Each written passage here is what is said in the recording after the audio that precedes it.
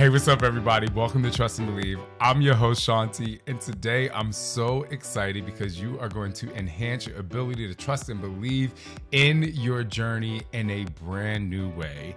As you all know, I love my kids and they're getting a little older, so my entire life right now with my husband is focused on how to better the lives of our children. Now, with that said, they'll be going to school pretty soon.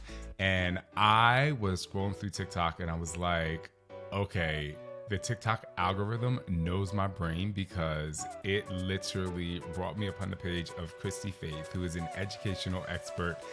And beyond that, she was literally reading my mind as I was scrolling through and binge watching her TikToks. I do want to say to everyone, one thing that is going to pertain to you as an adult is how to celebrate your journey and celebrate the process and not just celebrate the result. This is going to be mind-blowing. We're going from children to adults all in one. Get ready to trust and believe. Somebody say hell yeah! No. What's up? He's better than Oprah. Come on, y'all! This is Shaun T, and it's time to trust and believe.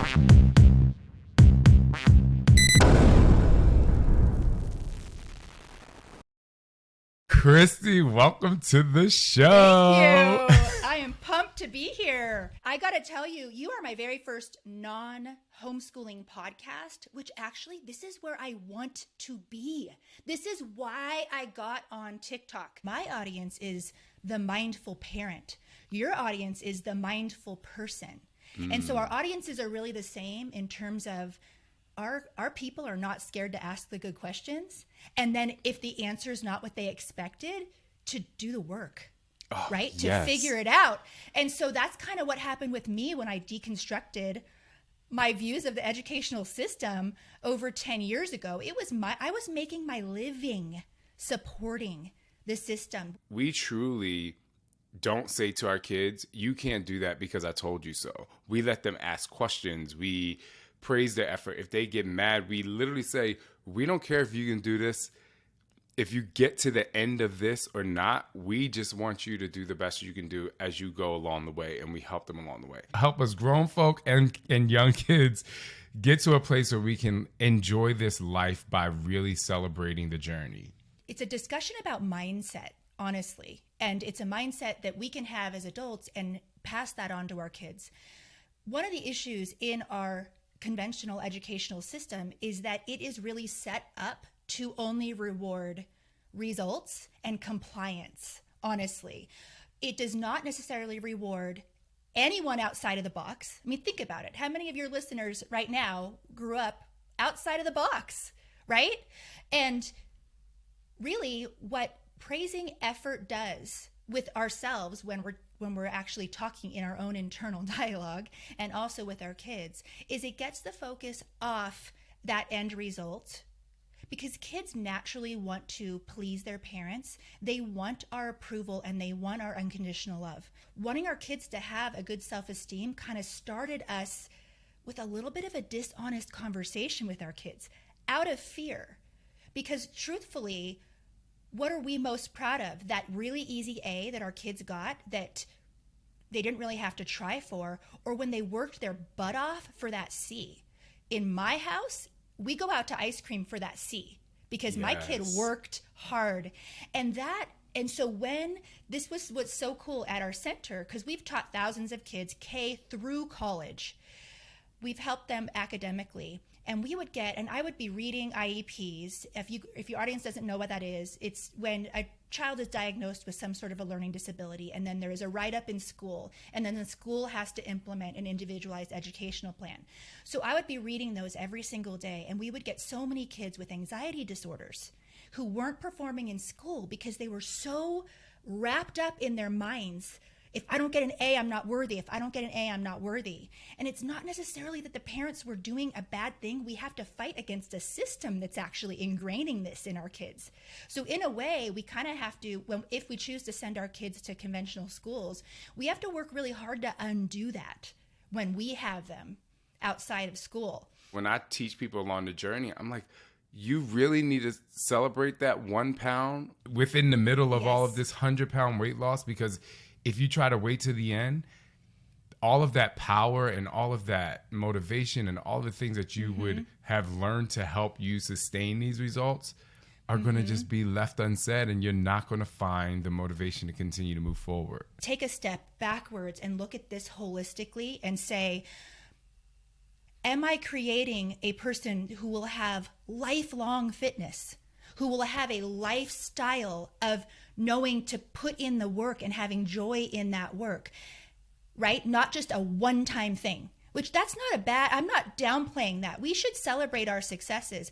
But one of the things that really changed my mind about education was this journey, was this, I'm more interested in, will my child fall in love with learning? Or for you, will they become a healthier human being physically because they now have a lifestyle of activeness, right?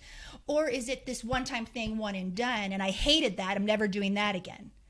Because in my view, an education is so much more than first a one-time thing, but often it's more about kids being able to regurgitate what was fed to them, and it's not about the cultivation of a human being. And that's honestly what got me off that train over 10 years ago, because we had extremely high profile clientele who could afford anything. I mean, regarding private football trainers, we were the best educational center in Los Angeles. They could afford us. They could, all the things. You would think that the outcomes would be better. And I'm talking the outcomes that matter to me and to you. Right. Emotional health, psychological health, good habits, right? Better choices. And we weren't seeing those results. And so it really did, it was a big deal. Just like we as adults, we learn different. We're really great at different things. When you have two children who are about to go to school, but they're completely, they learn different ways. Like Sander can read really fast. Silas memorized scripts of shows. Like, how do you manage that? Because that's really, really tough. Our traditional, conventional educational system is one style of educating a child. It is one. Let me give you a context. In the homeschooling culture, which is where I am now, there are 6, some argue 7, different styles. One of the main reasons why parents in America choose to homeschool is to customize their child's education to their learning profile. And by learning profile, I mean their personality and also their giftings and their interests. Some people have the resources to choose private schools that have certain bends, right? There are different, like think Montessori, right? Like there are different, but those are mainly private. If you're looking at public schooling, it's really only one way. Now, am I saying a child can't learn in that environment? Absolutely not. I'm a product of that environment. I went to graduate school. I'm a pretty smart girl. But I will say that I hated learning. I didn't love learning until college when I was able to study what I wanted to. I was a performance monkey. I was. Yes. I was smart enough to know exactly what the teachers wanted. I wanted the A because my parents gave me money for my A's. I did not care about learning. And so this is the thing. Often people think that home education, oh my goodness, Shaun T's having a weird homeschooler on his podcast. Well, the answer is yes, because probably your audience has no idea all the ways homeschooling can look. We have micro schools, cottage schools, pods. People are hiring private teachers. I outsource I don't teach foreign language, but I choose an academy that my kids take live online classes with. I choose the teachers. The number one reason why parents homeschool in America is toxic social environment. The second reason is academics.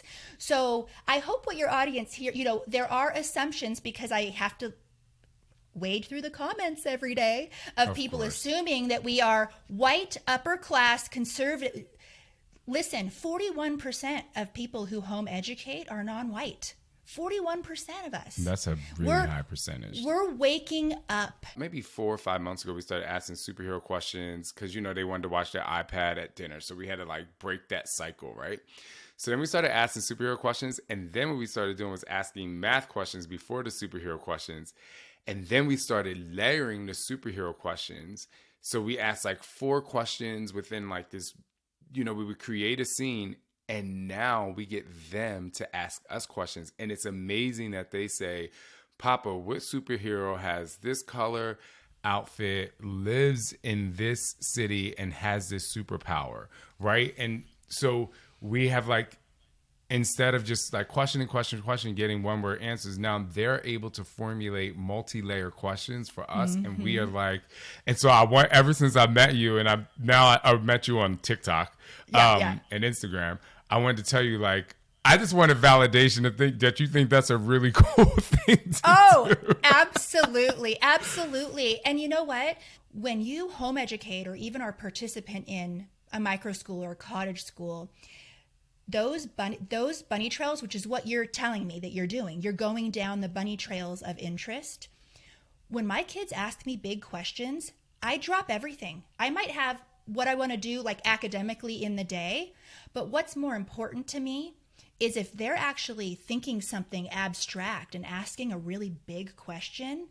To me, that is an education, learning how to process through that, learn the logic. To me, that is more valuable of an education than regurgitating the water cycle. In our country, we need to get off this hamster wheel of thinking that an education is information. Somewhere on TikTok, someone said, it could have been you. They were the most important relationship that your kid is going to have within this age range is the relationship with you. Yes. And I thought that was so powerful because we grew up in a time where we would go outside and we would play and we would, the lights come on and you have to be home. And we just thought that I was just groomed that being with other kids is the way to thrive. Probably my favorite book I've read in the last 10 years is a book called Hold On to Your Kids. I'm going to write it down. And it is by Gordon Neufeld and Gabor Mate. And it is not a homeschooling book. It's not even a pro-homeschooling book. What they discovered was that a huge problem in our culture today is called peer orientation. And what it is that our kids, this is post-World War II. So in the last 50 years, culture used to be vertical. Whereas it was really passed down from your parents, and often grandparents even lived in the same home, and culture was passed down this way to kids. Now there's a disconnect, and culture is very vertical. Oh. I'm sorry, horizontal. Horizontal, yeah. This way, horizontal. Yeah. And what's happening is for several reasons, which they go into, kids have stopped looking to their parents for unconditional love, acceptance, and they now are looking to their peers. Now, this has always happened in toxic homes and abusive homes. Kids often attach to their peers because that's where they're finding love, right? But now what's happening as a cultural phenomenon is kids are naturally doing this simply because of, I think a lot of it has to do with social media and culture. It's not that our kids shouldn't be around other kids and shouldn't have friends, but their identity should not be in those peer relationships. Why? Because immature kids should not be raising immature kids. That's mature adults, if it's often not the parent, it's the teachers or whatever adults that are in their lives that are loving, a grandparent, an uncle or aunt that loves that child unconditionally. I was sexually abused as a kid by my stepfather from the time I was 8 to the time I was 12. And you just helped me realize why the teachers... Oh my God, I'm going to have to talk about this in therapy today. You just helped me realize why those teachers were safe. They were safety. They were bullies for me, like being out in the water. Yes. Like, I'm like, Yes. oh, I literally have the chills right now because you just completely changed my life. Oh my gosh. I'm not going to cry here. I'll cry in therapy later. But You I'm can sorry. cry. We'll cry together because No, I am but that's- so sorry for your experience. Oh. And It's okay. the thing is that children will first always want to attach to an adult first. Peers are kind of the last resort. Why? Because peers are very unsafe. That's where bullying happens. That's where, I want to talk later about fitting in versus belonging, because that's kind of where that, kids, they strive to fit in around their peers. But with that said, it's so important that children have their anchor in their that loving adult, and it does not have to be a parent, an anchor in that loving adult. Otherwise, they get lost, and they really do, because kids raising other kids is not a healthy way to create a thriving, emotionally resilient adult. Let's talk about that fitting in versus belonging, because I think adults could use this too. Remember this, when our children have this anchor, this unconditional love in our home, and they're attached to the adults that love them, they are free. This gives freedom, because they can go out and be their quirky selves and not care as much. Mm-hmm. If they don't have that unconditional love where someone just thinks they're the coolest thing on the planet, they're going to seek that in their peers, which will result in fitting in, trying to fit in.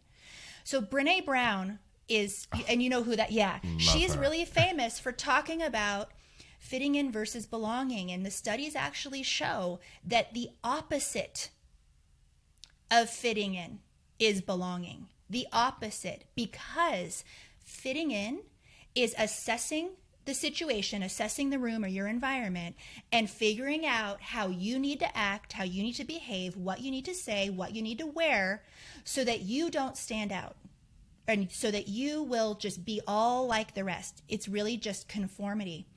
Whereas belonging requires you to be yourself.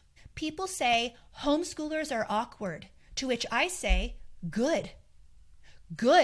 And I had a video taken down, but I kind of said, in not so many words, that many of us homeschool so that our kids aren't like the rest of the kids.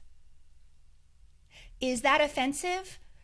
Before your audience gets offended by that, I want you to think about that, because what is the number one reason why parents homeschool in America? Toxic social environment.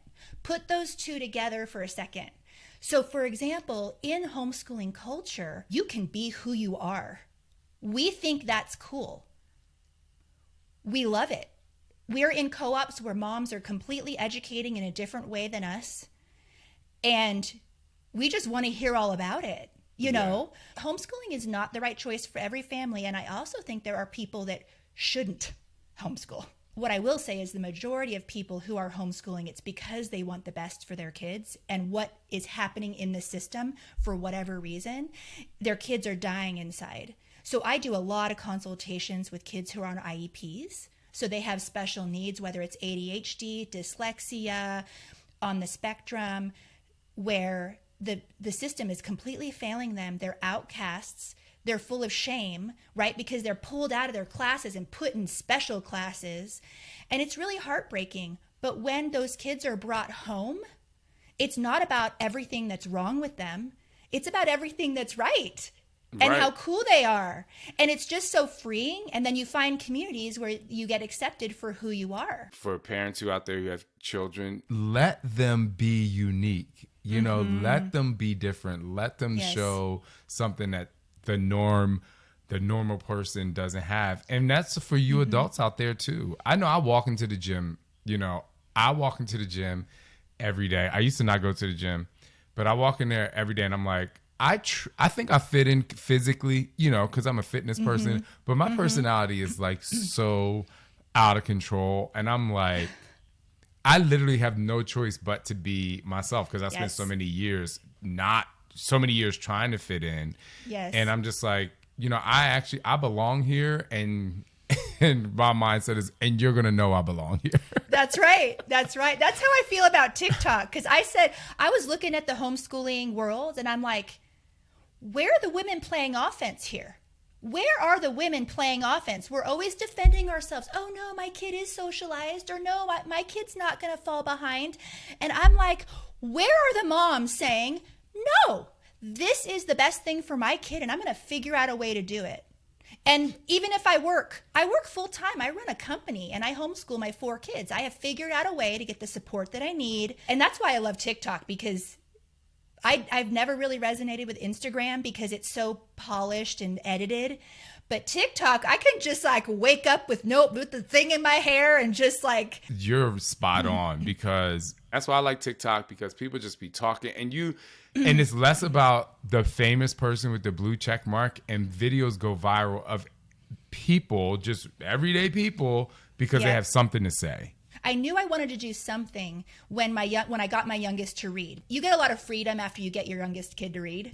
And, because they can now read their instructions. But and I was like, I'm going to make a TikTok, and I'm going to start a company, because not enough people realize that this is a pretty cool lifestyle. I really love the word freedom when it comes to homeschooling. First off, a lot of people think that homeschooling takes 7 hours of a day. No. Conventional school takes 7 hours because they need kids to be there 7 hours, because parents work and they need them there. If you ask any teacher, and I was one, they often say, oh no, all the educational instruction can be done in like 1 to 2 hours. The rest is crowd control, recess, all the things. So, for example, when a working mom comes with for a consult with me, and she's like, how am I going to homeschool my kindergartner? And I'm like, do it for the 45 minutes before you start work. Then you're done. It really only before first grade, it's like an hour. And you're doing more than what your child would do in a conventional school, because part of it is kids aren't held back. So you're sitting right next to them and they're doing the work, and then they can turn the page and do the next page. Whereas in school, it might, you're held up by the whole class. Does that make sense? Yes, 100%.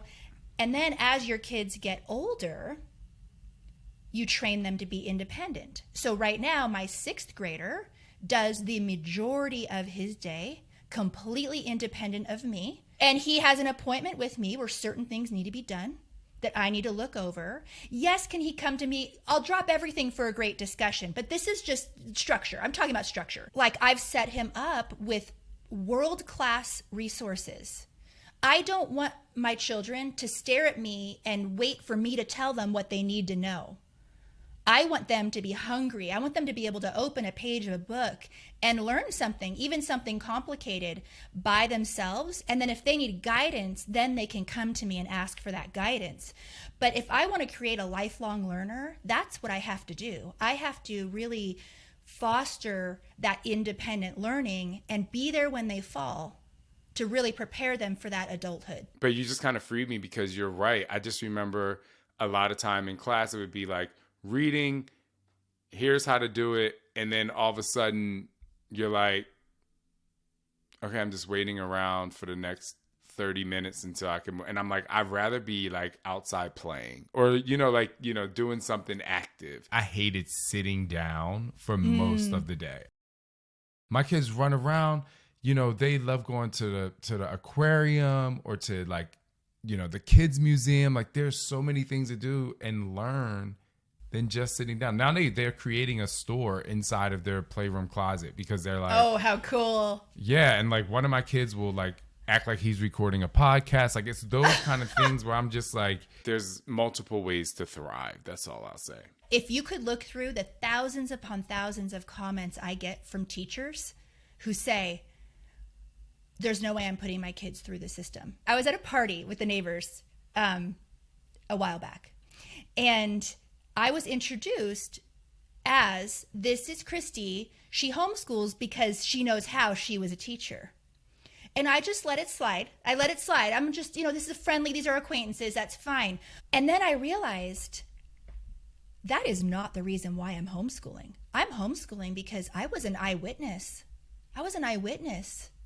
Of what goes on in the schools, of poor academics, kids' needs not being met, really toxic socialization. It's people often say, just last week I got a comment, it's not good to shelter your kids, they need to toughen up. I feel like our society has, because the social environment of our conventional schools has become normal, that we accept it as okay. But in my mind, what is the stat? 50% of high schoolers experience sexual harassment. To me, that's abuse. Why aren't we calling trauma for what it is? We're not sheltering them from the real world. It's almost like, think of a greenhouse. Like you wouldn't put a little baby tree like out in the elements. I live in Colorado. In the elements of Colorado, it wouldn't survive. It wouldn't do well. It wouldn't grow right. You got to put it in a little greenhouse and cultivate it so you can transplant it later. It's really hard when you were raised in that, which I was too, to deprogram yourself. Like if you were sitting in a therapist's office and you talked about things that happened to you in school, what name would your therapist call that thing? Because often it will be abuse, trauma, right? I'm not saying this happens to everybody, but our bullying statistics are crazy high. The number 3 reason for death in kids ages 10 to 14 is suicide. 10 to 14. And then it's the second leading cause of death if you're over 15. These are kids who are not emotionally and mentally healthy or thriving. And emotionally supported, because I think that's really the foundation of, I mean, for me, even as a witness to that, there was no emotional support because there was fear. Right. There were all these things that was, you know, and so I think what's really great is that you explain like, oh, great. Like a public school is something that's good for you and your kid and it's great and you love it. But great. Here are the positives of how to, it's less about protecting your kid and like you said, cultivating them to help them thrive in an environment that is somewhat toxic anyway. Last 2 questions I have are, 1, how do you help parents trust and believe in their abilities to help their children thrive? And then 2, I just want everyone to know where they can find you. Okay. Yeah. Well, I mean, the main reason why I love the title of your podcast because I spend so much time in my days encouraging parents to trust and believe in themselves that they can do this. What people don't realize is that we have world-class curriculum at our fingertips. Often people say, you're not qualified to teach. You think you're going to teach AP Physics? To which I respond, no, I'm not teaching AP Physics. I'm going to find the best possible program out there, whether it's in person in my current community, online, whatever. The best indicator for academic success is an involved parent. And if you love your kid and are motivated, there is no question in my mind, even if you are not educated yourself, that you have the ability to find the resources to give your kid a better education that is more tailored to their learning style and their emotional needs than any school could provide. Now, is it a fit for everybody? No. I often say who my page is for the parents whose heart is already tugging at them. If their heart is already tugging at them, I'm the girl for you. And some of my consultations are honestly to parents who really just want the pros and cons so they can make an educated decision. And I want them to make the right decision for their family. But I also want to demystify what homeschooling is.